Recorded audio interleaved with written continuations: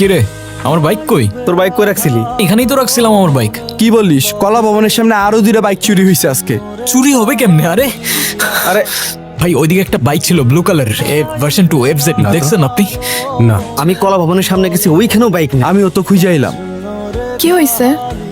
কৌশিকের bike খুঁজে পাচ্ছে না। তো হইছে, বাইক পেয়ে যাবা, চিন্তা করো না।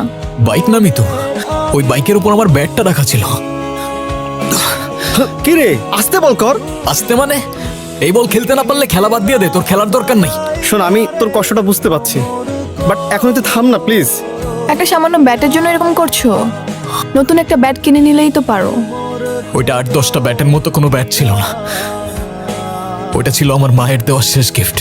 মন খারাপ করিস না, আপাতত না হয় তুই এই ব্যাটটা নিয়ে প্র্যাকটিস কর। আমার মায়ের দেওয়া গিফটটার জন্যই ক্রিকেট আমার ইমোশন।